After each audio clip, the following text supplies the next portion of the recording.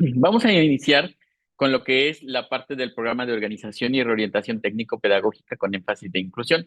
Recordemos que esta estrategia denominada por ti es parte de lo que ya se establece dentro de lo que es la política estatal. Y nosotros hemos estado viendo algunos puntos que nos indican la ruta de la escuela inclusiva y en este momento vamos a trabajar sobre el tema del diseño universal para el aprendizaje y así se ha denominado hacia el diseño universal para el aprendizaje. No sin antes pasar por algunos puntos o repasar algunos puntos de esta ruta de la escuela inclusiva. En este programa de la Ruta para la Escuela Inclusiva, recordemos que nosotros tenemos la aplicación del instrumento Index. Tenemos la fase uno que fue la aplicación del Index, la fase 2 y la fase 3 que fueron la detección de barreras para el aprendizaje y la participación. La primera, que es la 2 para escuela, y la segunda, la fase 3 es en lo individual. Nosotros en la sesión del 19 de febrero observamos cómo era este proceso de la planeación de acciones en el programa de mejora continua. Y bueno, como les comentábamos, sabemos que existen diferentes realidades en cada uno de los centros escolares, por lo tanto, en estos puntos hicimos una recapitulación de lo que es lo que tendríamos que poner atención en cada uno de estos procesos para que estos resultados no solamente sean a base del cumplimiento, sino que sean a base de un proceso consensuado, un proceso reflexionado. Es decir, que exista un trabajo pedagógico de todas estas actividades. La fase 5 dice seguimiento de acciones y la fase 6 nos habla de ajustes razonables. Pero en este proceso en que nosotros ya planeamos la fase 4 hasta la fase 6, vamos a ir aprendiendo sobre el diseño universal para el aprendizaje. Si ustedes observan, no está incluido en estas fases de la aplicación del INDEX porque el diseño universal para el aprendizaje responde a aspectos específicos y es un proceso que tenemos que aprenderlo primero, no sin antes haber realizado ese proceso de planeación de acciones en el programa de mejora continua. Y como lo mencioné en la sesión del 19 de febrero, no podemos ir corriendo, es decir, algunas zonas escolares ya nos decían, bueno, es que nosotros ya aplicamos el index, ya detectamos el enunciado que es más rojo y ahora ya estamos en el diseño universal para el aprendizaje. Momento, hay que reconocer que sí es necesario la detección de las barreras y la planeación de acciones en el programa de mejora continua. Y todo esto responde a una razón, a las escuelas inclusivas. Nosotros queremos llegar a un punto de la escuela inclusiva. Y esto lo obtenemos de la Estrategia Nacional de Educación Inclusiva. Y aquí ponemos un primer punto que es para reflexionar, que nos dice de la siguiente manera. Los sistemas educativos solo pueden ser genuinamente inclusivos si todos sus centros educativos son capaces de reconocer que la exclusión, que la exclusión no es un problema de los educandos, sino de las barreras que el sistema, las y los operadores y las instituciones históricamente han creado o reproducido en actos de exclusión y discriminación. Por lo tanto, son estos las que deben adecuarse a la población. Entonces, vamos a reconocer este primer punto, que la barrera no es el estudiante, la barrera no es parte del estudiante, sino la barrera es todo aquello externo que está impidiendo al estudiante aprender de manera efectiva. Dentro de lo que es la Estrategia Nacional de Inclusión, la ENEI, que fue publicada en el 2019, nos hace mención de los elementos de exclusión que son persistentes dentro de nuestro sistema educativo y que de alguna manera tienen que minimizarse o eliminarse. En primer punto, nos menciona que hay una estructura y un funcionamiento del sistema educativo que resultan excluyentes y estos están relacionados con la infraestructura, el equipamiento, pero también está relacionado con la planeación, la evaluación, etcétera. En esta estructura y funcionamiento del sistema educativo, recordemos que las escuelas fueron creadas en décadas pasadas y no fueron pensadas precisamente para una población diversa, sino que fueron pensadas para una población que fuera homogénea. Así también se establecían los planes de estudio anteriormente. Es decir, nosotros teníamos una currícula en la cual nos establecía todo lo que teníamos que aprender y teníamos disposiciones de evaluación en la cual nos decía, el estudiante debe de aprender esto, si no logró esto, lo puedes reprobar. Prueba de ello es en el programa de la década de los 70s y 80s, en el cual existían los cuadernillos de la evaluación, donde ya se mencionaba precisamente todo lo que debía haber aprendido el estudiante. Si no lo aprendió, estaba reprobado. Sin embargo, no consideraba la diversidad que hoy en día, gracias a los procesos de investigación, hemos detectado y hemos visto que se ha avanzado para poder atender la diversidad. Entonces, tenemos sistemas educativos excluyentes a partir de los procesos de infraestructura, a partir de los procesos curriculares, a partir de los procesos de evaluación. Sin embargo, estos cambios o esta necesidad de que todos estén dentro de la misma escuela ha estado corrigiéndose paulatinamente. También tenemos la privación de las personas del ejercicio del derecho a la educación, permanecer en ella y concluir el ciclo de la educación obligatoria. Recordemos que en algunos momentos existía ese proceso de reprobación. ¿Qué sucedía anteriormente en la década de los 90 y antes?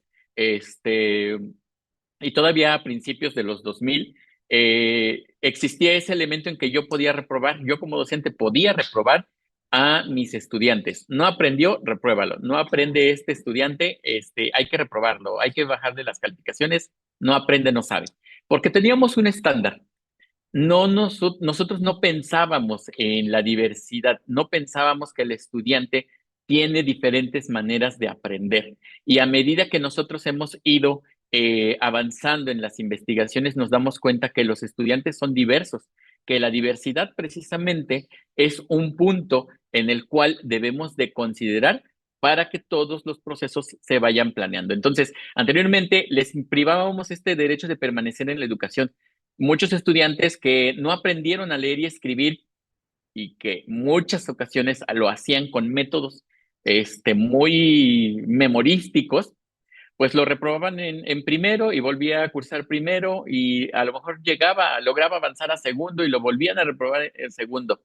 Tan es así que los niños eran privados y ya no concluían la educación. Muchos no terminaban la educación precisamente por este tipo de situaciones. Y bueno, no nos dejarán mentir, las zonas que tienen alguna educación para adultos, escuelas de educación para adultos, verán que muchos de ellos no concluyeron lo que es la educación, ya sea por motivos económicos, porque también eso es motivo de salida, ya sea por motivos de exclusión en la escuela, que no hubo una atención adecuada dentro de su escuela, a la cual vamos a denominar en este momento escuela regular. Otro punto es que la exclusión afecta a grupos muy amplios de educandos, aunque sus efectos más adversos los padecen aquellos pertenecientes a sectores en situaciones de vulnerabilidad social.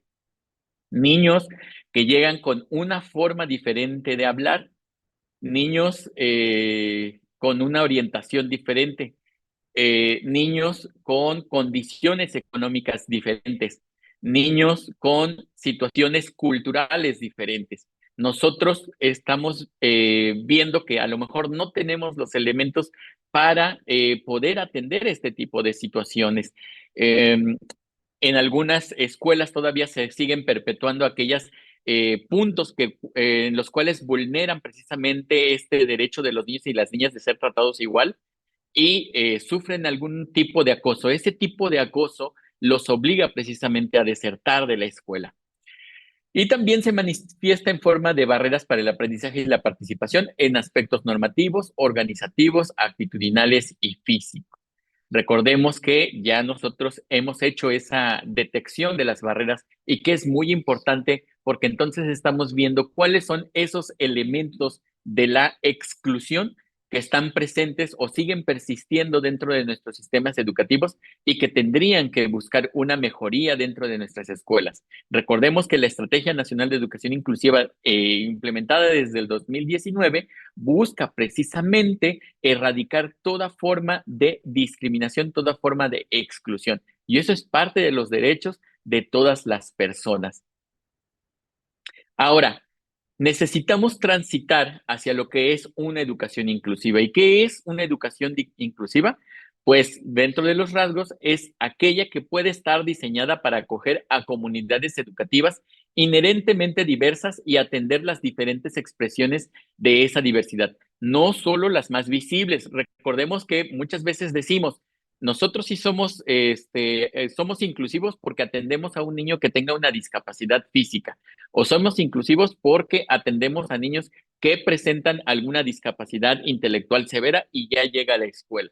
Pero hay niños que también son diversos en esta situación. Yo ya les mencionaba, a veces las condiciones económicas, eso ya le da una diferencia entre el tipo de población que es atendido dentro de una escuela o la orientación sexual. También la lengua o la forma en que se puede expresar. Muchas veces nosotros cuestionamos o incluso les decimos a los estudiantes, no hables de esa manera. Sin embargo, no nos ponemos a pensar cómo es su entorno, cómo son sus prácticas sociales en la cual está desarrollando el proceso del lenguaje que le hace hablar de determinada manera. Otro rasgo de la escuela de la educación inclusiva es que la educación inclusiva debe ser el eje alrededor del cual se estructura todo el sistema educativo. Es decir, no solamente es un tema transversal, no solamente vamos a ver que va a aparecer en nuestros programas de estudio y vamos a ver que, pues sí, hay personas con capacidades diferentes o hay personas con orientación diferente y aprendemos. No, este debe de estar dentro de todo el sistema educativo y eso implica los planes de estudio. El plan de estudio debe de responder a una diversidad. También debe de estar presente en las cuestiones de infraestructura. Nuestros sistemas de infraestructura deben de apoyar la diversidad. Sí, si bien es cierto, en infraestructura ya fue creada la escuela, es momento de hacer una revisión y con los procesos de gestión que realiza el director de la escuela, puede precisamente hacer esa modificación o esa adaptación de la escuela, o bien tomar decisiones dentro del entorno, dentro de la infraestructura física, tomar decisiones. Es decir, si tenemos alumnos que a lo mejor tienen alguna dificultad en el movimiento y tenemos un aula de 2 plantas, bueno, no le vamos a pedir a ese estudiante que acuda hasta el aula de la segunda planta, si no podemos hacer ese movimiento o ajustar a que aparezca o que se le atienda en un aula donde no tenga que subir escaleras, ¿no?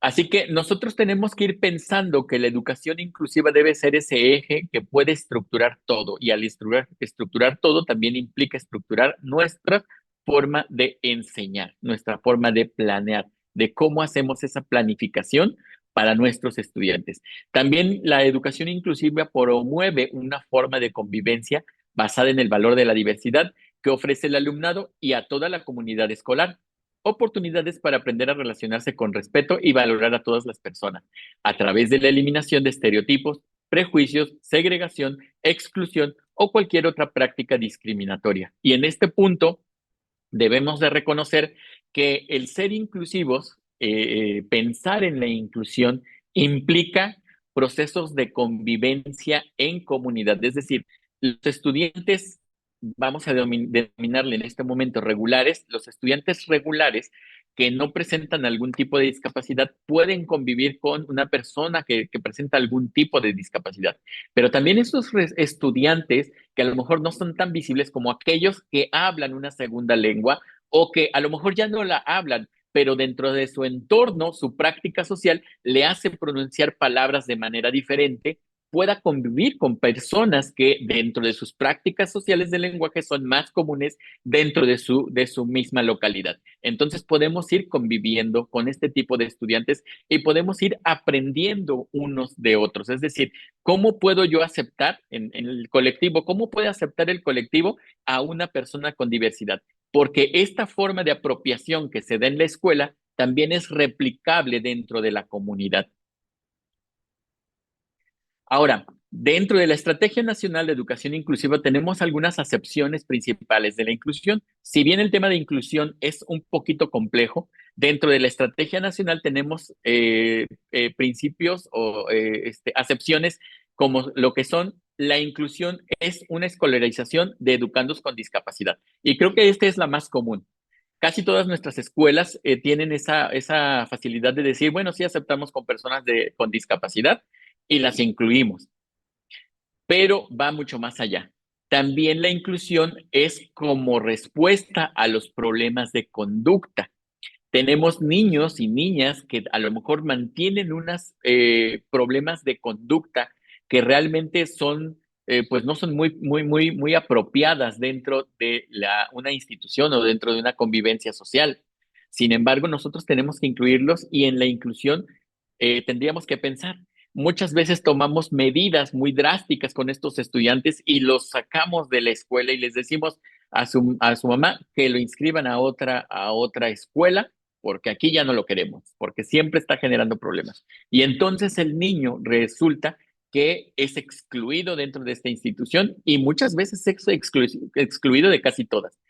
Lo ideal sería crear esa conciencia con el estudiante, trabajar con las madres y los padres de familia, trabajar con el mismo entorno, con la comunidad, para poder hacer que este estudiante pueda ir cambiando en este tipo de conductas o actitudes. También tenemos la inclusión como atención a los grupos en mayor riesgo de exclusión, como indígenas, migrantes o comunidades rurales aisladas. Y esto implica la atención a colectivos específicos y su reincorporación a la escuela regular. Entonces, eh, este es precisamente unas concepciones sobre lo que es la inclusión. Sin embargo, tenemos otra, la cual es lo que mueve a la educación inclusiva, que es la inclusión como desarrollo de una escuela común no selectiva, organizada para acoger la diversidad y asegurar el logro educativo de todas las personas. Y esto nos da a entender que la función de la escuela para dar cabida a todo educando independientemente de sus características o condiciones personales. Es decir, nosotros ser inclusivo implica aceptar a todo tipo de estudiantes, hombres, mujeres, que son de población indígena, que son de población migrante, que son de población afromexicana, que son personas que a lo mejor bajan de medios muy rurales y que se incorporan en nuestra escuela, que a lo mejor están dentro de la ciudad en un entorno donde es económicamente favorecido, pero llega un estudiante con condiciones económicas desfavorables, ya sea que bajó por situaciones de trabajo o situaciones económicas necesarias para ellos, la escuela debe de dar cabida a todos. Es decir, no poner ninguna barrera. Y para ello es importante que nosotros detectemos en dónde estamos parados, cuáles son esas barreras que el mismo sistema dice que tenemos, que no es el estudiante, sino que es el entorno mismo que está preparando. Y bueno, la cuestión de las barreras para el aprendizaje y la participación ya lo comentamos en la sesión del 19. Ya hicieron ustedes la detección de estas barreras y eso es un punto muy importante porque ustedes ya están comenzando a transitar en una escuela inclusiva.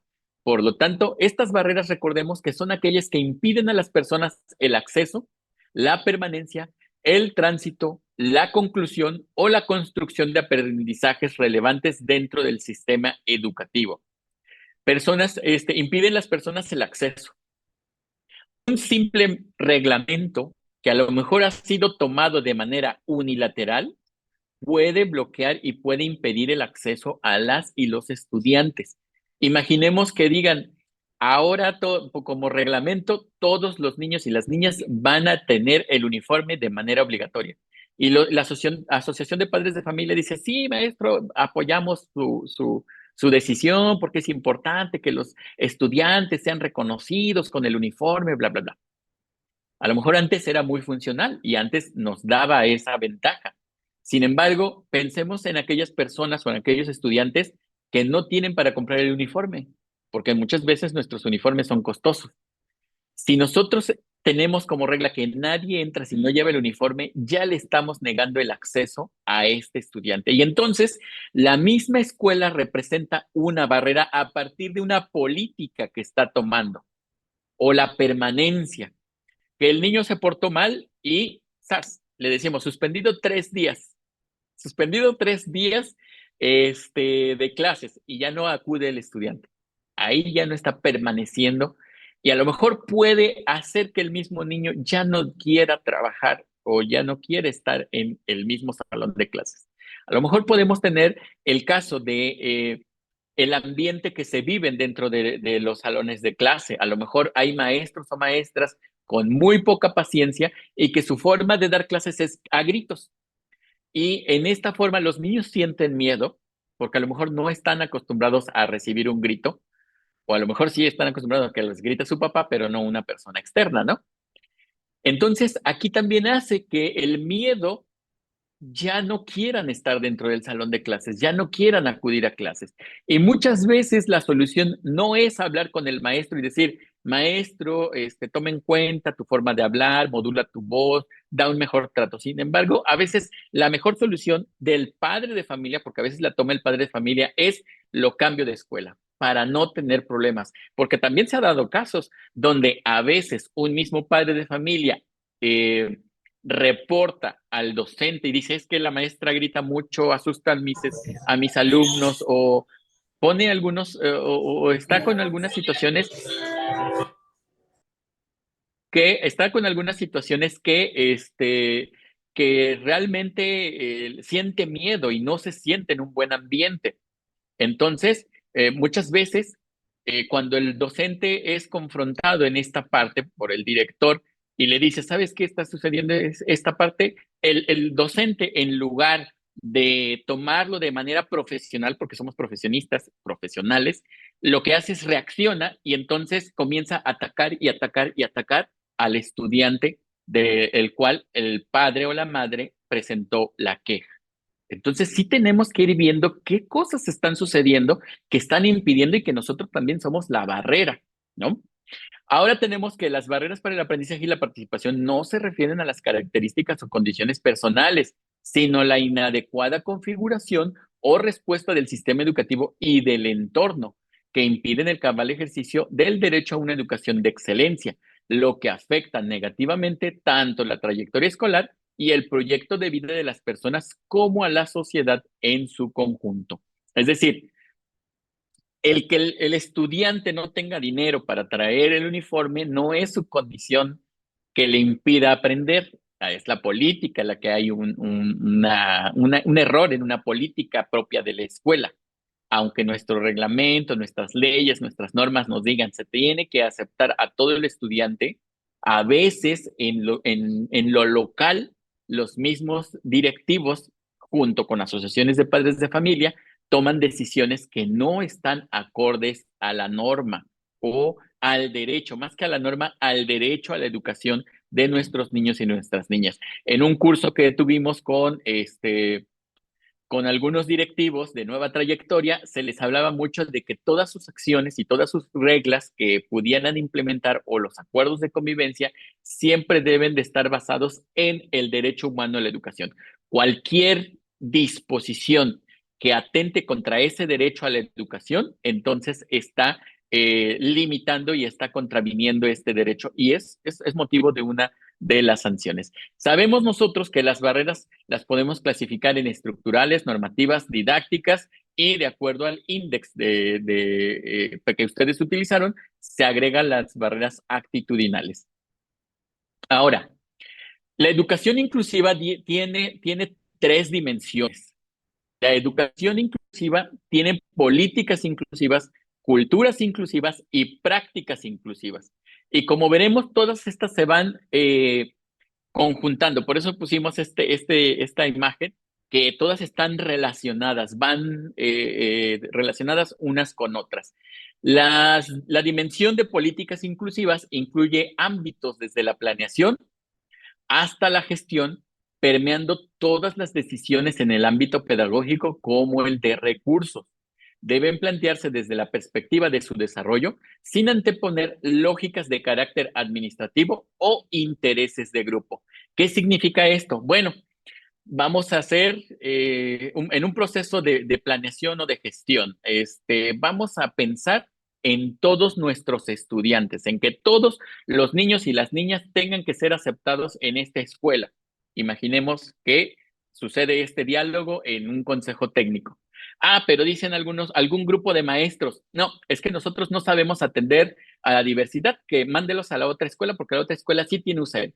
Y resulta que la otra escuela pues está a muchos kilómetros, la familia tendría que caminar unas 10 cuadras cuando la escuela aquí, la de nosotros que está tomando esta decisión, le queda a 2 cuadras, y decimos, no, nosotros no tenemos este servicio. Ahí es un interés de un grupo que a sí mismo como docentes se están autopercibiendo con la incapacidad de atender a los estudiantes. Sin embargo, nuestra función es promover este tipo de atención. Ok, no conozco, y esa es una realidad, no conozco porque no fui preparado en mi programa de estudios mientras me formé como docente, no lo conozco. No sé atender la diversidad, pero puedo aprender. Y esa es parte de mi función como profesionista, siempre estarme actualizando. Ya ha sido comentado en algunos puntos en los cuales hemos hablado sobre la formación, que es muy importante. Un médico no puede operar o no puede recetar como los mismos medicamentos o actuar de la misma manera o utilizar la misma tecnología de hace 20 años. ¿Por qué? Porque la tecnología ha avanzado, la ciencia ha avanzado, los medicamentos se han mejorado, los instrumentos médicos han mejorado, se han actualizado. En cambio, un docente sigue trabajando con prácticas del siglo pasado y eso es preocupante. Y entonces el maestro cree muchas veces que él puede seguir dictando la cátedra como sucedía en el siglo pasado y no estar dando la atención a los estudiantes. Recordemos que a nosotros como docentes se nos pide que seamos responsables de la enseñanza, que es mi práctica, y del aprendizaje de mis estudiantes. Soy responsable de esa enseñanza y de esa práctica. No solamente soy responsable de a ver si aprenden, no, tengo yo que generar los procesos para que mis estudiantes aprendan. Y la Estrategia Nacional de Educación Inclusiva nos indica eso, pero sobre todo los artículos que están plasmados dentro de la Constitución de que los niños y las niñas tienen el derecho a la educación. O sea, tenemos que pensar en esos derechos de los niños y de las niñas. No debemos de anteponer, perdón, lógicas de carácter administrativo o intereses de grupo. Ahora, tenemos culturas inclusivas que remiten a la necesidad de contar con comunidades escolares seguras, acogedoras, colaboradoras, así como a la de crear ambientes de aprendizajes en los que se acepte y valore todos los miembros, es decir, fomentar valores culturales. En este sentido, nuestra escuela, como parte de una escuela con culturas inclusivas, tendría que invitar a la misma población a evitar ciertas discriminaciones, ciertas exclusiones. Cuando a lo mejor en la asociación de padres de familia, que son personas pertenecientes a la comunidad, decimos, es que no se va a aceptar si no tienen uniforme ningún estudiante. Nosotros como directivos tendríamos que pensar en este derecho a la educación y tendríamos que ir concientizando a la población de decir, a ver, los niños tienen derecho a la educación. Los niños tienen que recibir la educación. Si nosotros le privamos por un uniforme, nosotros estamos negándole ese derecho a la educación. Y el uniforme no determina que aprenda o que no aprenda, lo determinan nuestras prácticas de enseñanza. Entonces, sí tenemos que ir pensando en cuáles son estas culturas inclusivas que tenemos que ir fomentando. cómo debe ser esa comunidad escolar segura. Yo recuerdo mucho una comunidad en la que me tocó trabajar, donde las madres de familia se preocupaban por los niños y de las niñas. Y yo recuerdo que el mismo comité decía, fulanito no tiene para participar en el bailable. Entonces, recuerdo que nos decían, inclúyalo. Nosotros vemos cómo vamos a obtener el traje de ese niño y esa niña. Eso era pensar de manera comunitaria. Eso era que los niños se sentían seguros. A lo mejor los niños en sus capacidades físicas no podían moverse bien, pero querían participar. Y eso era hablar de inclusión. Las mismas madres de familia se preocupaban porque generaban esos ambientes seguros, esos ambientes colaboradores donde los niños participaban. Ahora debemos de ver la dimensión de las prácticas inclusivas. En esta dimensión se refiere al desarrollo de actividades que reflejen tanto las culturas como las políticas inclusivas. Y para lograrlo, las actividades de aprendizaje se deben planificar de forma tal que tengan en cuenta la diversidad de los educandos. Fíjense bien, no es lo mismo cuando yo como docente me paro frente al pizarrón y les comienzo a decir, ¿saben qué? Es que el ciclo del agua se compone de esto, aquello. Ahora sí, escríbanme lo que pensaron, no hago un dibujo de lo que yo dije. Aquí solamente utilicé de manera verbal o de manera oral el aprendizaje, solamente expuse, no enseñé prácticamente, solo expuse.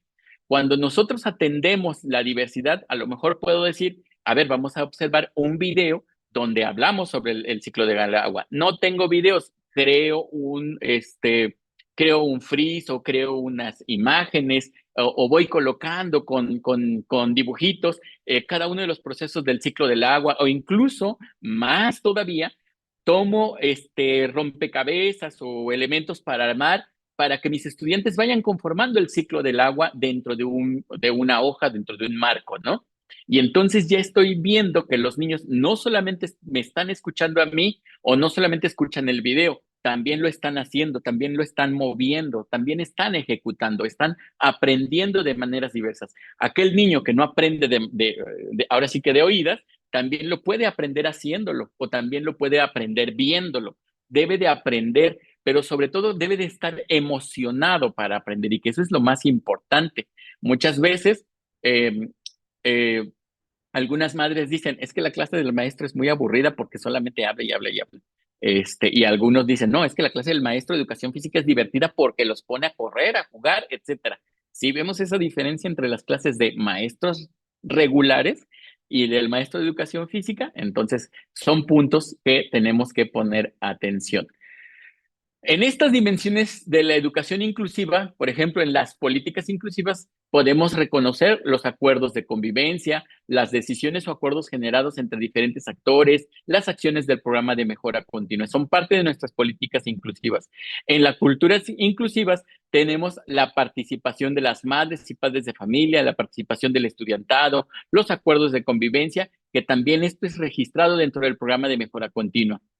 En las prácticas inclusivas tenemos el currículo, diseño del programa analítico, la práctica para la enseñanza y el aprendizaje, la planeación de la enseñanza, la planeación de la evaluación del aprendizaje y todo esto también lo podemos incluir en el programa de mejora continua. Y ustedes ya tienen un gran avance. Ustedes ya hicieron la aplicación del INDEX, ya vimos cómo detectamos las barreras y en la sesión anterior estuvimos observando cómo realmente se hace una relación entre lo que es el programa de mejora continua con las acciones que vamos detectando para minimizar las barreras para el aprendizaje y la participación. Ahora, ¿qué debemos de poner atención como supervisoras y supervisores, como directoras y directores?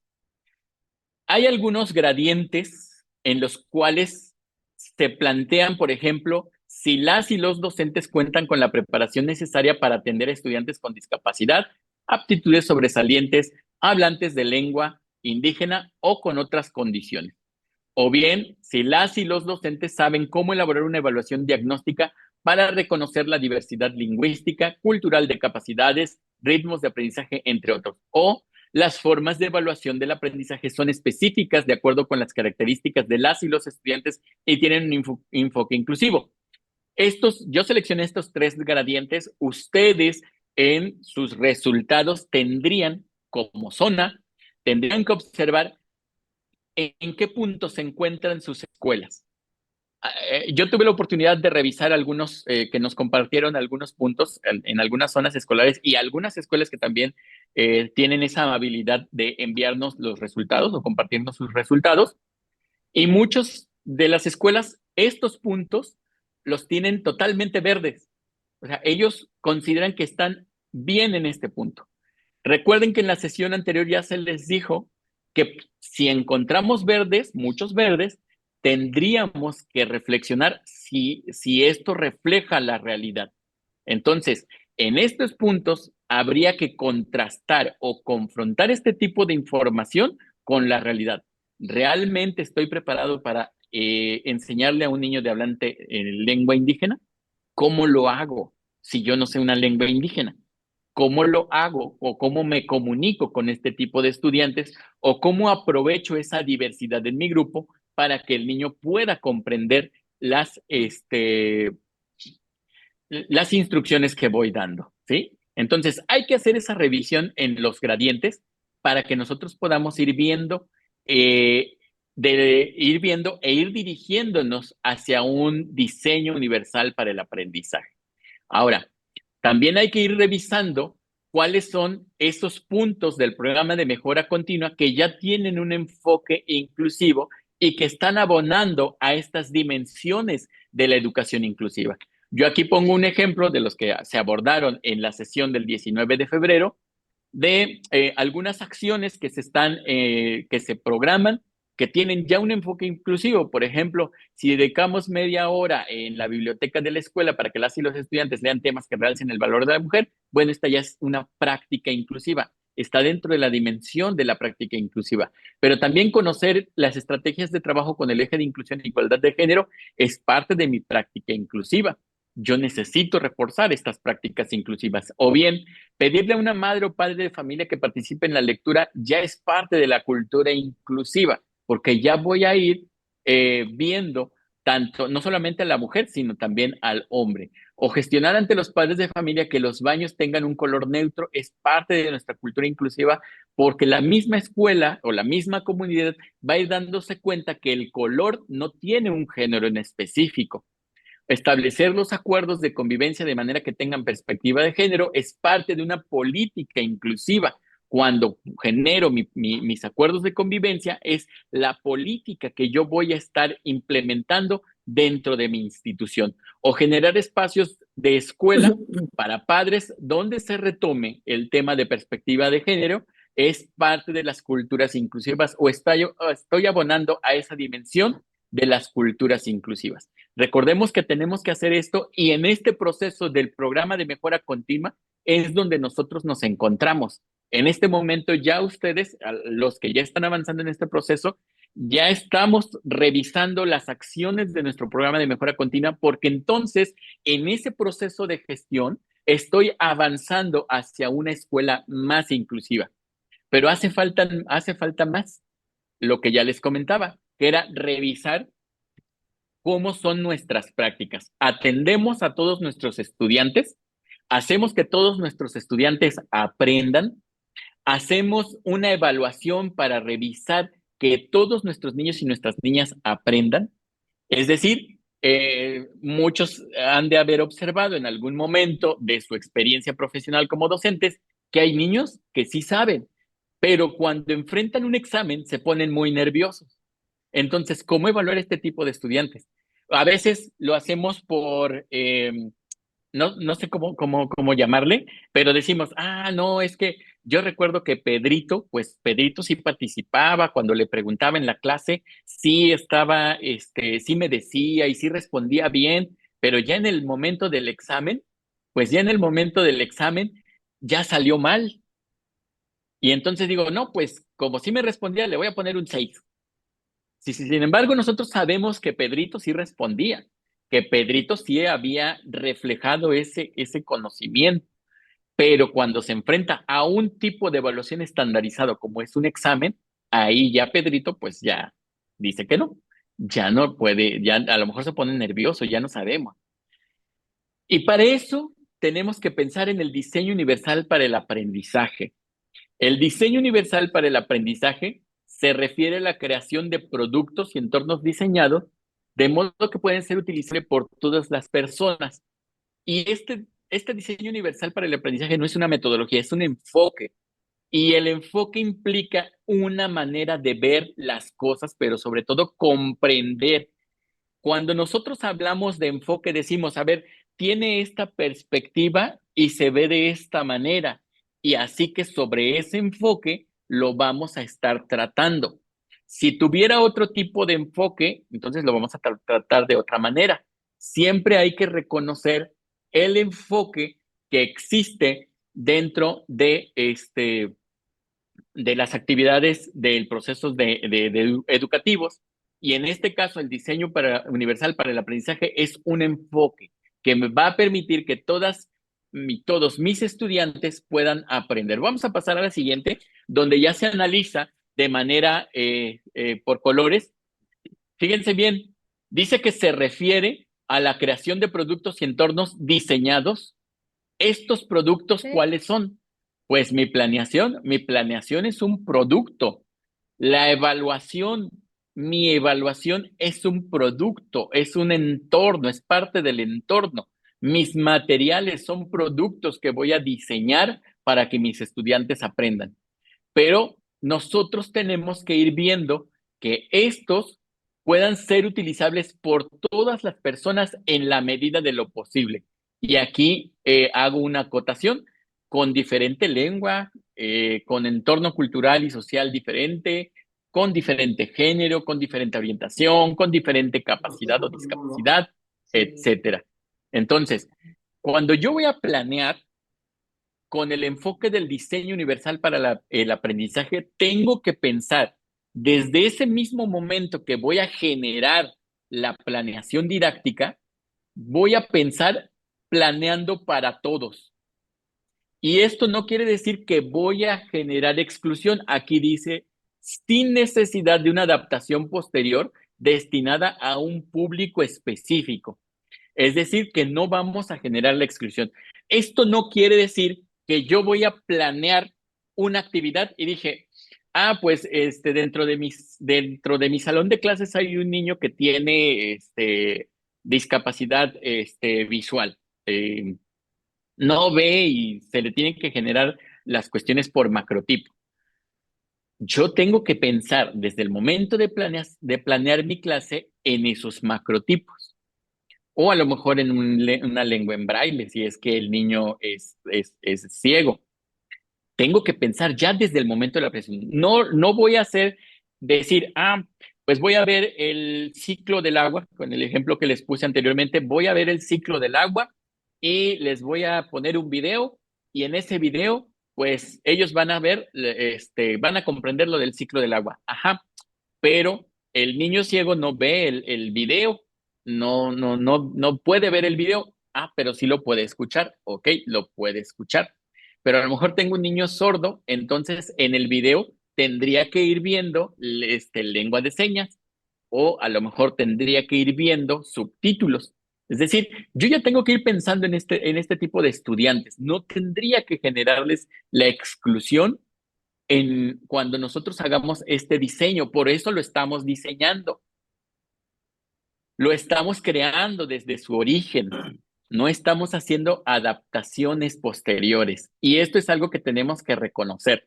Un ejemplo que yo ponía para comprender lo que es el diseño y la diferencia entre los ajustes es, nosotros vamos y queremos comprar un traje.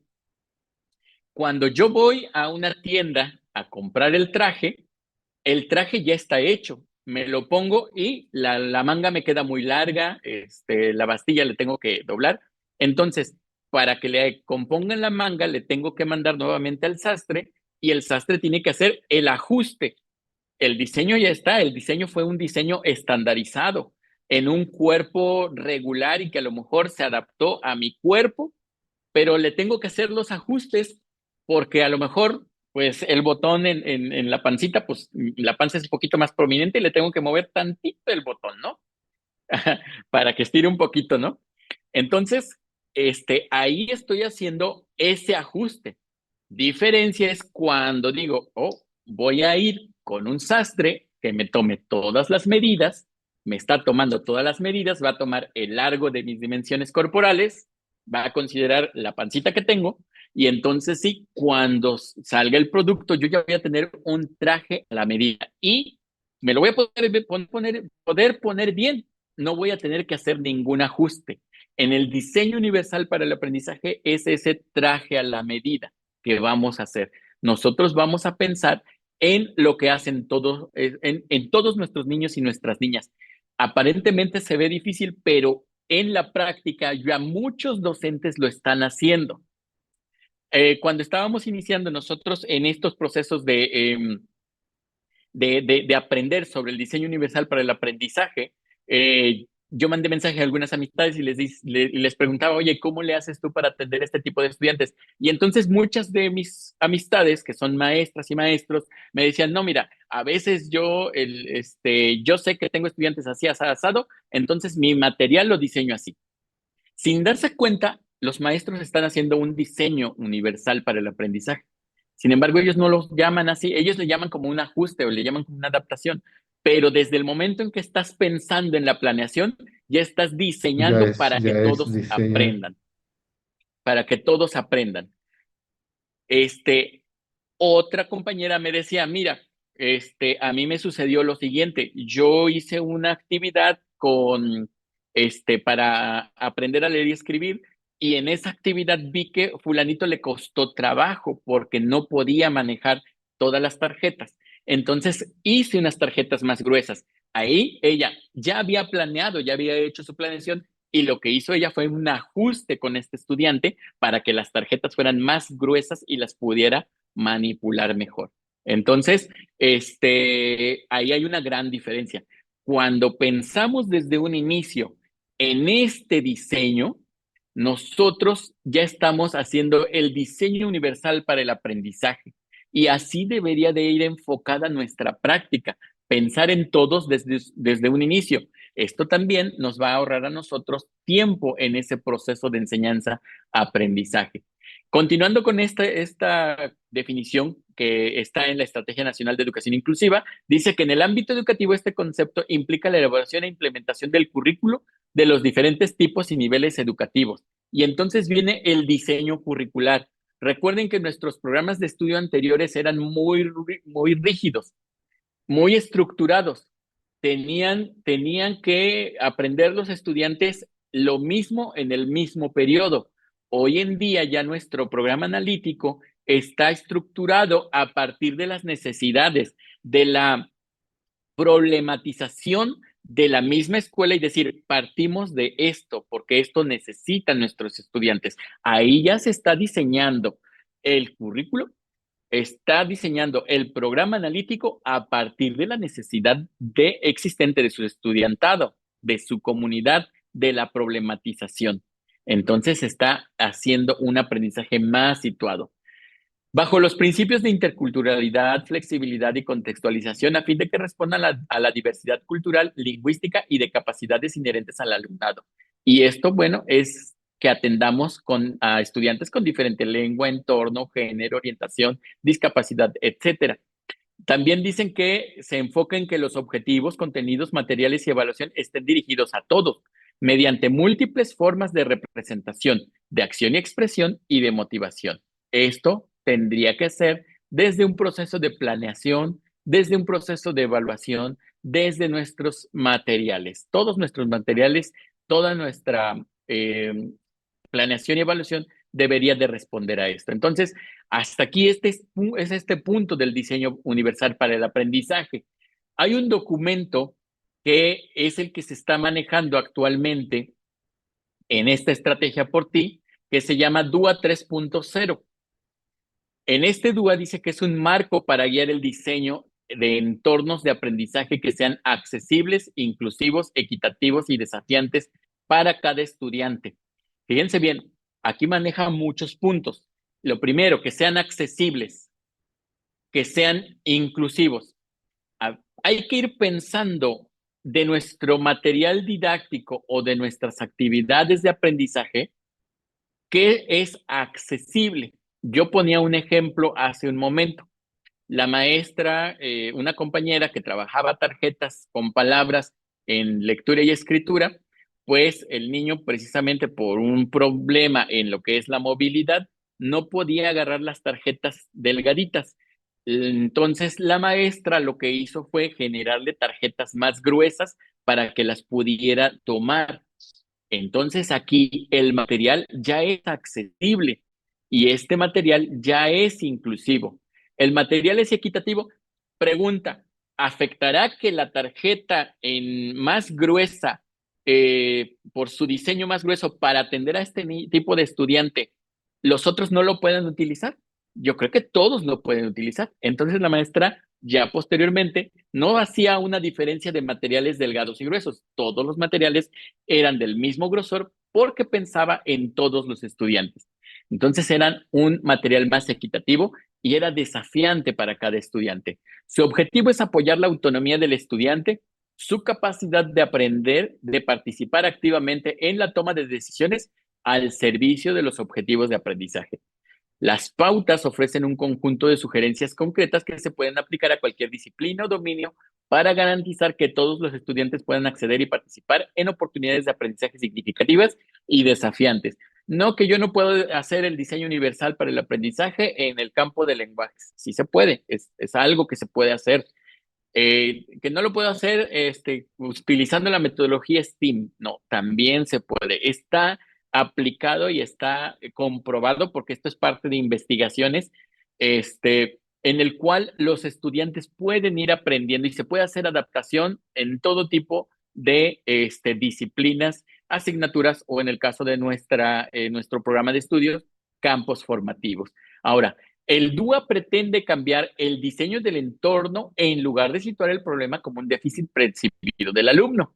Es decir, yo ya no voy a, si tengo este alumno que no puede agarrar el material, si yo sigo haciendo esta distinción de, bien, voy a dar las tarjetas delgadas para los 23 estudiantes que no tienen ninguna situación en la movilidad de sus dedos, pero voy a hacer tarjetas gruesas para el estudiante número 24 que sí tiene un problema.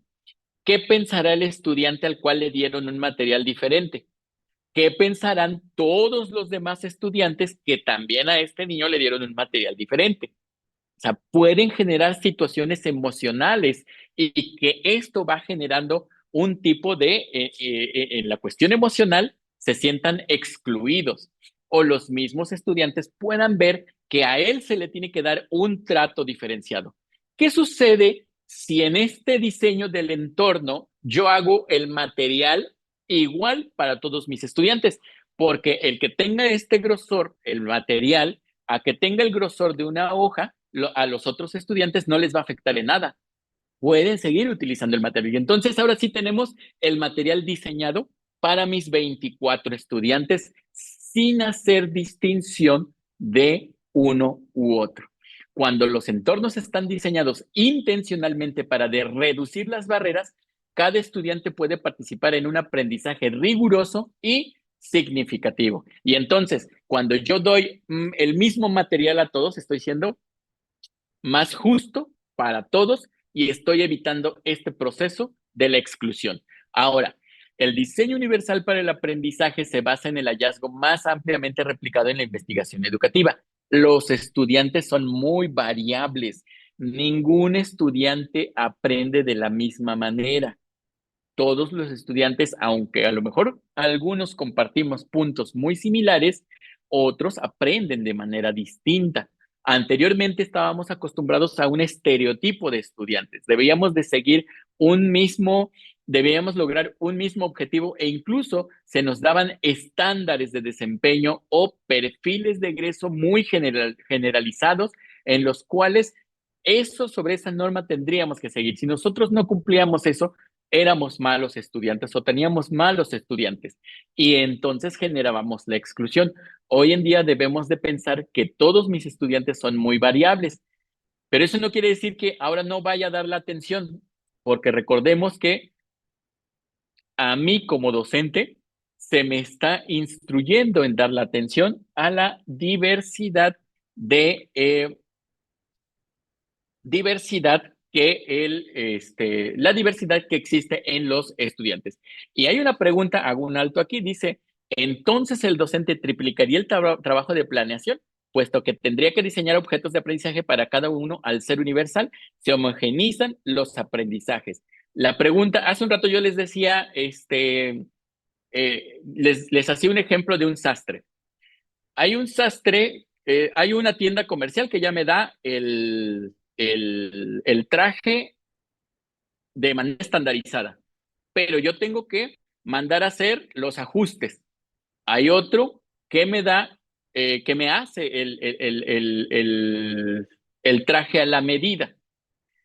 El que hace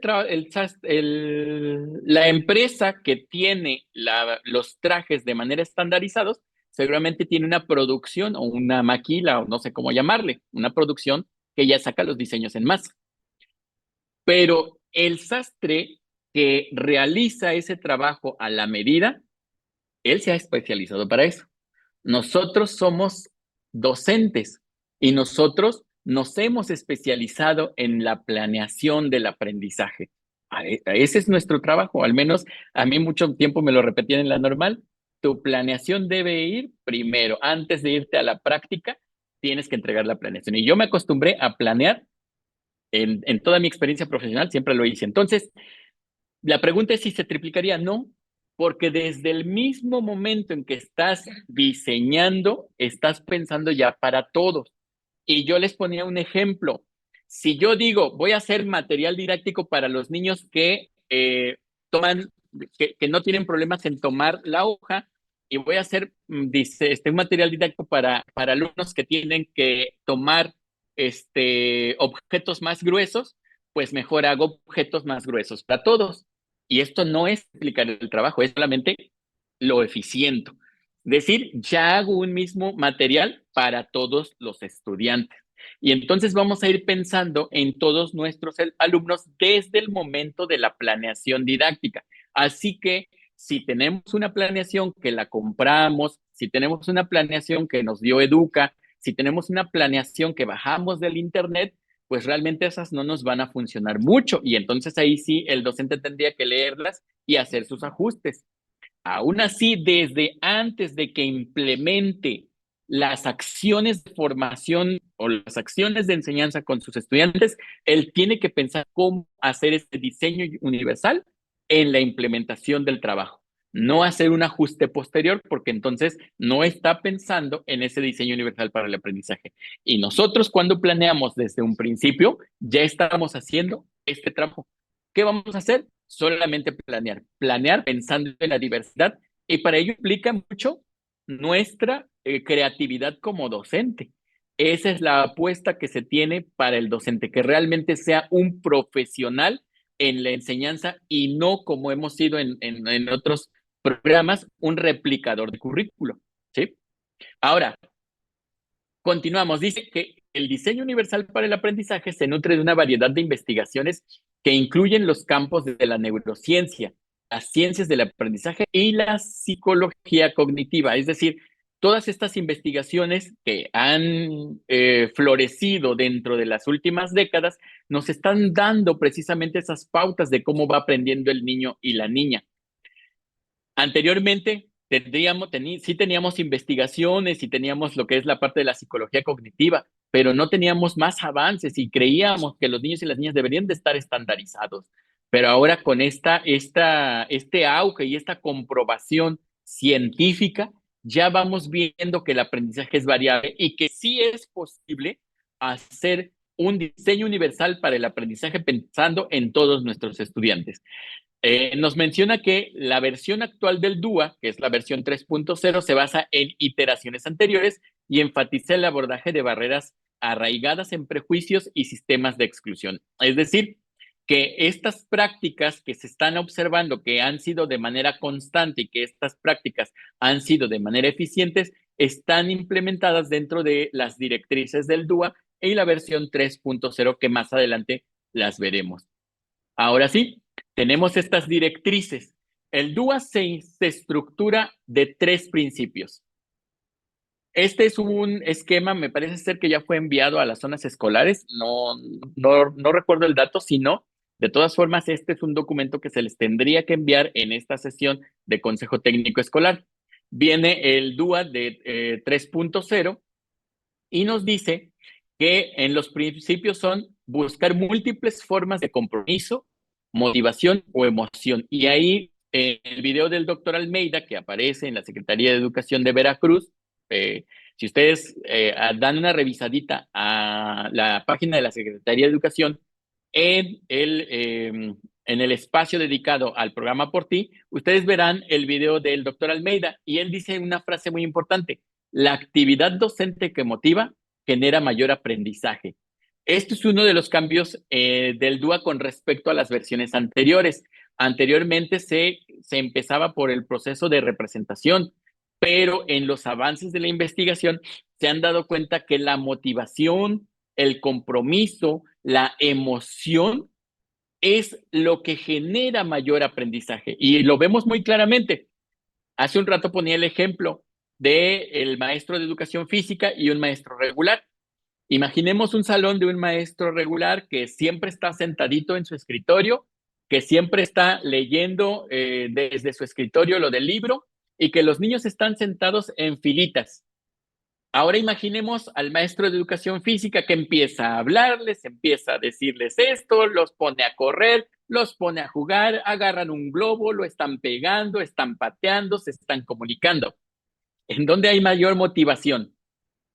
En donde están sentados en fila leyendo o viendo el pizarrón o escuchando al maestro, o en donde se están moviendo, donde están jugando, donde están interactuando, ¿dónde habrá mayor motivación? Y entonces a veces nos preguntamos los maestros regulares, ¿por qué el maestro de educación física es tan famoso, no? ¿Por qué lo quieren más? Porque es una constante en todas las escuelas. Al maestro de educación física lo quieren más, o es la clase que más motiva. Entonces, pues la respuesta es clara. Si no hay motivación, no hay aprendizaje. A lo mejor algunos niños muy bien portaditos y que en su casa, su mamá les dice, vas a poner atención a tu maestro y no quiero que te muevas de ahí. Esos son muy buenos para este tipo de maestros que están sentaditos frente al escritorio. Son muy buenos. Pero para la mayoría de los niños que son muy diversos, que siempre tienen que estar moviéndose, que siempre tienen que estar hablando, que siempre tienen que estar buscando el juego, pues no les funciona mucho este tipo de docentes. Yo les invitaría a que cada docente, cada colectivo docente revise cómo está haciendo esta práctica, cómo está, si está generando motivación en sus estudiantes o realmente su práctica pues no motiva a ninguno. Ahora, otro de los principios es buscar más de una manera de representación de la misma información. Es decir, nosotros aprendemos de acuerdo a representaciones diferentes. Hace un momento yo les daba un ejemplo del ciclo del agua y entonces yo ya pensé en mi planeación que voy a hacer un video, pero voy a hacer un video con subtítulos y también conforme va avanzando este video voy a utilizar figuritas en las cuales los niños van a ir pegando los elementos del ciclo del agua, a lo mejor unas nubecitas, a lo mejor un río, a lo mejor unas gotitas que van cayendo en la lluvia, a lo mejor otra imagen que represente el vapor que va subiendo. Pero yo ya lo hice desde mi planeación, no lo pensé después, no estoy trabajando extra, estoy haciendo lo que me corresponde. Otra cosa es que los maestros no estén tan acostumbrados a planear, esto es otro tema, pero el maestro que está acostumbrado a planear y a diseñar sus materiales sabe que lo tiene que hacer y que es viable hacerlo desde un inicio. El otro punto del DUA 3.0 es propiciar que las y los estudiantes expresen en más de una forma lo que han aprendido. Bien, ya todos aprendieron sobre el ciclo del agua. Ahora, en esta forma del ciclo del agua, yo tengo que asegurarme cómo lo van a expresar. Si yo les presento un examen, es muy probable que algunos me saquen un 10 completo, pero otros me saquen un 8, un 7, se les olvide algún proceso. ¿Cómo lo puede representar? A lo mejor lo dibuja sin necesidad del material, sin necesidad del video. Y entonces en ese dibujo él está haciendo una expresión de lo que ha aprendido. A lo mejor lo escribe, a lo mejor es un niño que puede generar con la narración la expresión de su aprendizaje. Y entonces este niño, en lugar de dibujarlo, lo va a escribir. A lo mejor lo canta, a lo mejor al niño le gustó una canción y pueda representarlo mediante una expresión con música. A lo mejor lo hace con movimiento. El niño tendría que ver cómo puede, a partir del movimiento, generar precisamente esta forma de representación. Pero todo esto yo ya lo diseño desde un inicio, no lo voy a pensar después de la clase, porque recuerden que planear el proceso de enseñanza y planear el proceso de la evaluación siempre van de la mano. Es decir, no planeo primero para enseñar y después ahora voy a pensar qué voy a evaluar. No, todo va de la mano, o al menos así lo aprendí yo y así está en los libros de diseño curricular. Ahora, en las directrices del DUA tenemos áreas del cerebro vinculadas con el aprendizaje. ¿Por qué es importante saberlo? Y esto lo ponía lo enfatizaba mucho el doctor Campos Almeida, que es el responsable de la línea 1 de inclusión en la coordinación deportiva. Y aquí doy un enlace de YouTube en el cual ustedes pueden observar de mejor manera el video, el cual nos explica estas redes tanto afectivas de reconocimiento y estratégicas que están presentes en el cerebro del estudiante. Entonces, son áreas del cerebro que están vinculadas con la,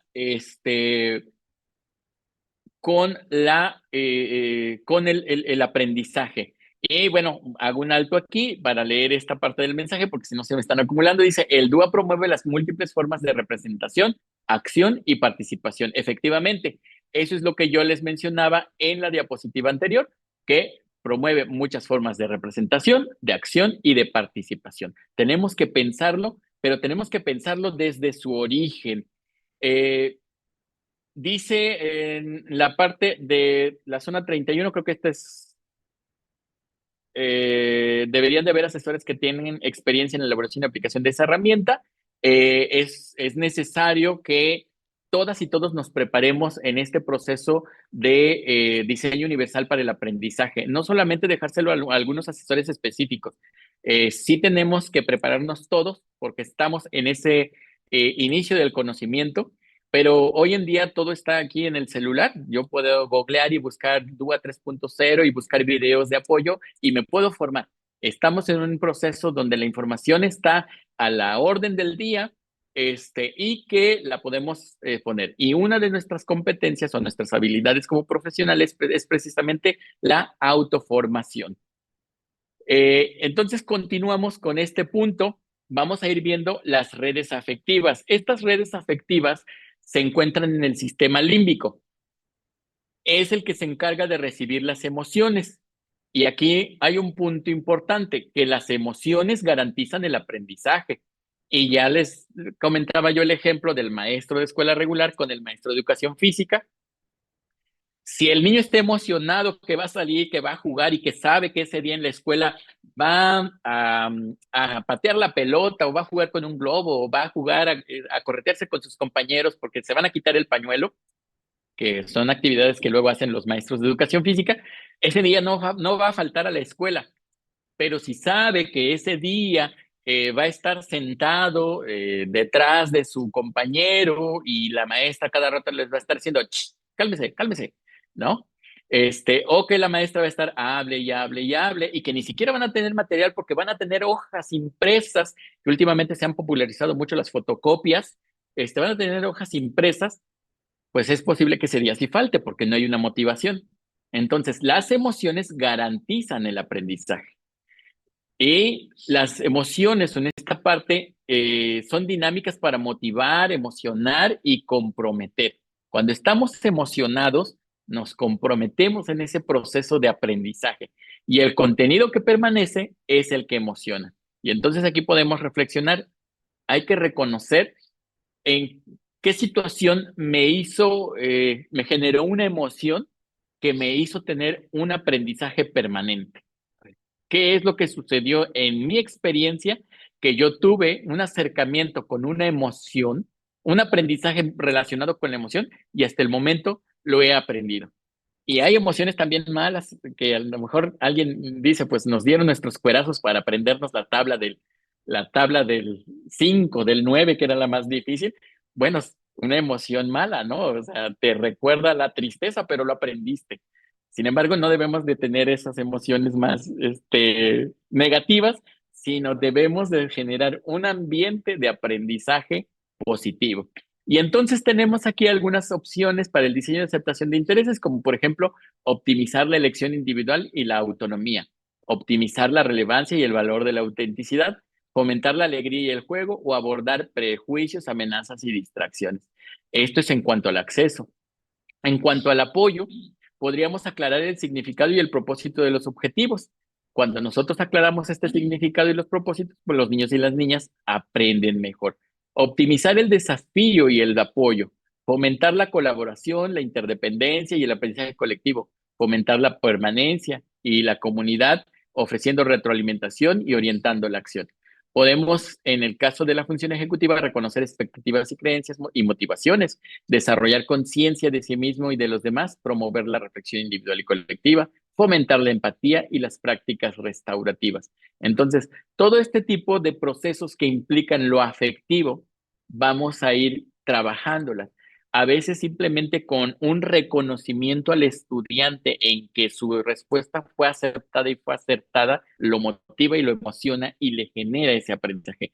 Yo pongo un ejemplo muy claro porque en los procesos de adquisición de lectura y escritura, que me gusta mucho enseñar, este, les doy el ejemplo que cuando el niño me dicta a mí como docente una palabra, yo escribo lo que el niño me dicta. Y el niño reconoce, si por ejemplo, Juan me dictó la palabra corazón, él reconoce la palabra corazón. Y el hecho de que todos estén leyendo su palabra que él decidió, le emociona y le da ese sentido y ese significado y aprende esa palabra, la reconoce y la comienza a analizar posteriormente. Entonces, siempre que hay emoción en nuestras acciones de enseñanza, vamos a garantizar ese aprendizaje. Entonces, hay que reflexionar. En estos momentos no vamos a hacer ninguna actividad práctica, solamente pedimos que los colectivos reflexionen. ¿Nuestras prácticas de enseñanza están generando emociones positivas para el aprendizaje? ¿Cuáles y cómo las hacemos? Y también en qué momentos. Eso sería importante reflexionarlo. Ahora tenemos la parte que implican las redes del reconocimiento, que está ubicada en el área posterior del cerebro y permite percibir la información y la percibimos de manera distinta. Al planear para percibir información de manera distinta, se avanza en la manera en que cada estudiante pueda aprender. Y entonces, en el acceso puedo apoyar las oportunidades para personalizar la visualización de la información. Yo les decía, bueno, hacemos tarjetas más gruesas. Esa percepción del estudiante lo puede apoyar. Apoyar múltiples formas de percibir la información, representar una diversidad de perspectivas e identidades de manera auténtica. En el aspecto del apoyo, podemos aclarar el vocabulario, símbolos y estructuras del lenguaje. Muchas veces cuando el estudiante no comprende una palabra y nosotros le ayudamos a aclararlas, eso es parte de percibir la información. A veces no se la aclaramos directamente, a veces le ponemos un ejemplo y el ejemplo le ayuda a imaginar y entonces comienza a percibir y a entender la información. Respaldar la decodificación de textos, notaciones matemáticas y símbolos.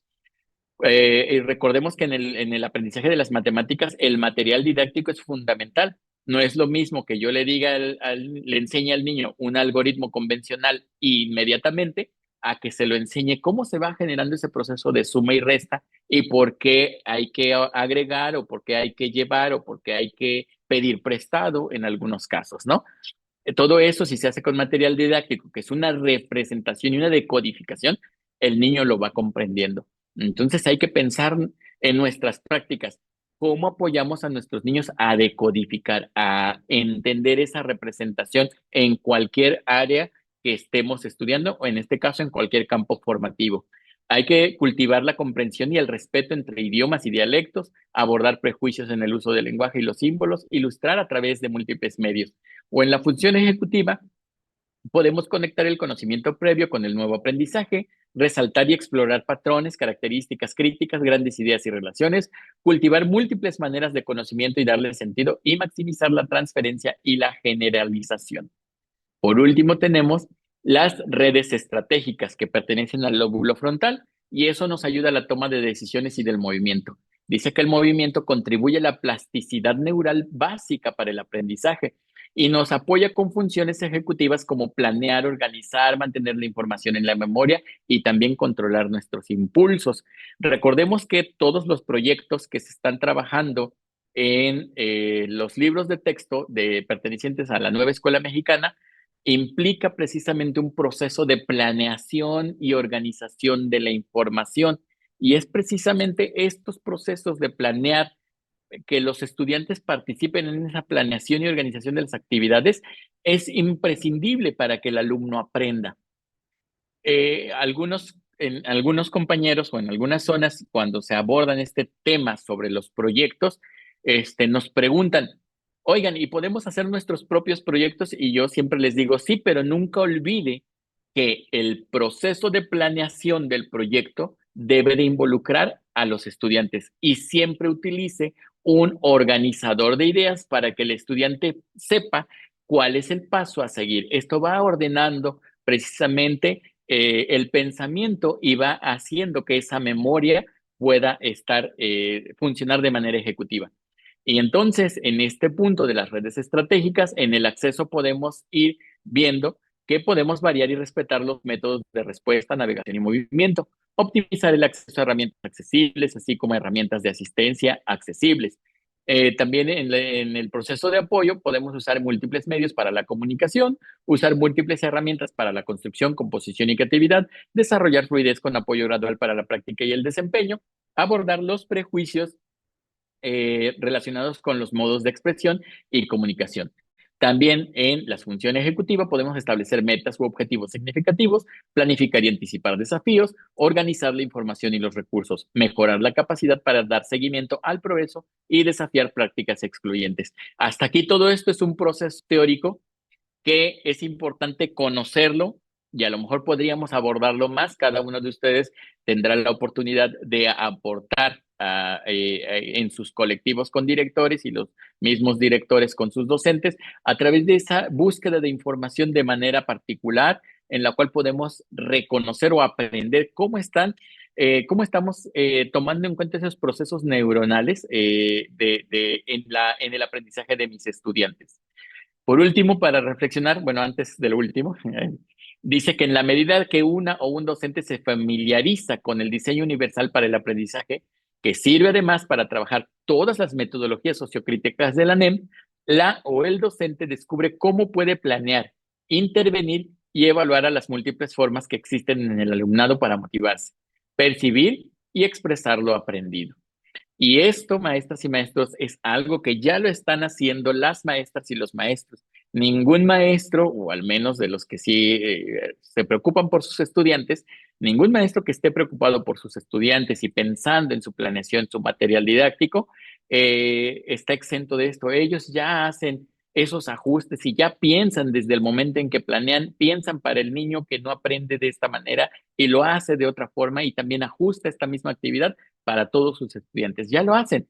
Ahora hay que irlos dirigiendo y comenzar a sistematizarlo dentro de algo que llamamos diseño universal para el aprendizaje, darle un enfoque y darle un orden. Y esperamos que nuestra próxima sesión, en la cual involucremos a todos los actores, podamos hacer ejercicios más prácticos en los cuales podamos ver cómo estos principios o estas directrices del diseño universal para el aprendizaje ya están de manera permanente, presente en las planeaciones y ahora las podemos ir mejorando ya pensando desde un inicio en ese diseño universal sin la necesidad de hacer ajustes posteriores, salvo los casos de fuerza mayor, porque si hay casos en los cuales ya no se puede, un diseño universal para el aprendizaje ya no es suficiente y comienza una acción remedial son los ajustes razonables.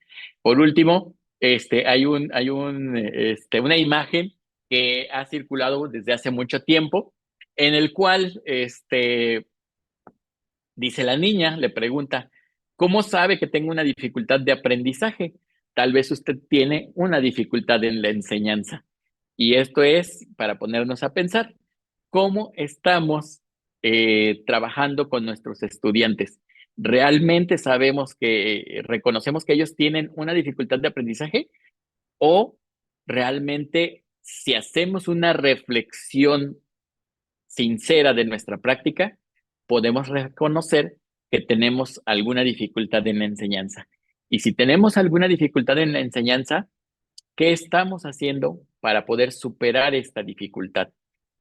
¿Qué apoyos estamos solicitando para poder ir atendiendo este tipo de necesidades? Tal como decía una de las zonas, que sí deberían de haber asesores que tengan experiencia en esta elaboración.